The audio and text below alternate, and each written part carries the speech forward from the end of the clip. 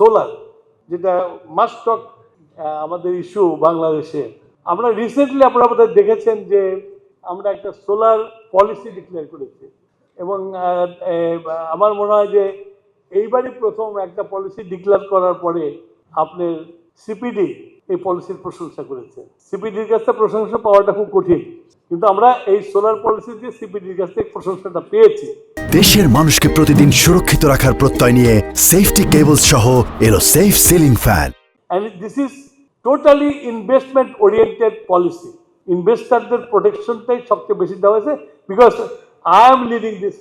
Investment করে যদি return না আনতে পারে তাহলে কেন ইনভেস্টমেন্ট করবে, সেটা করেছি আপনি। আর যেটা করেছি আপনি, যেমন পাকিস্তানের রেফারেন্স আসছে, পাকিস্তান কি করেছিল, একসাথে হিউজ ইম্পোর্ট করে নিজেরা নিয়ে আসছে, তারপরে দোকান খুলে লোকজনকে দিছে, নিয়ে সোলার লাগাইছে, এবং ওদের সোলারে একটা ভালো সাকসেস আসছে। তো আমরা সেটা করব না, আমরা চেষ্টা করছি ফিসক্যাল সাপোর্টটা দেবো। ফিসক্যাল সাপোর্ট দিয়ে এই যে আগে যে ইন্টারেস্ট বলে ট্যাক্স ছিল সেটা কমাই নিয়ে এসেছি আমরা, মিনিমাম ট্যাক্সে চলে গেছি আমরা। আর যেটা করেছি যে বলেছি ট্যাক্স হলিডে দেবো, অ্যান্ড ট্যাক্স হলিডে চিরকালই আমাদের বাংলাদেশের ইন্ডাস্ট্রিকে সাপোর্ট করেছে, পাকিস্তান আমলকে সাপোর্ট করেছে।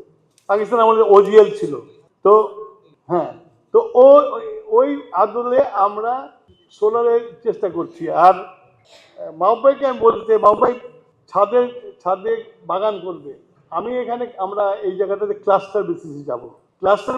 যেমন আমি ধরুন আমার ধানমন্ডির লেখা আছে আপনার, আমি একজন ইনভেস্টরকে বললাম যে the solar distribution will be private. একজন ধানমন্ডিতে রুফটপগুলোতে ইনভেস্টমেন্ট করলো, সেই যতখানি সেই বিদ্যুৎ দিতে পারবে সোলার থেকে, ওইটা আমি আমার যে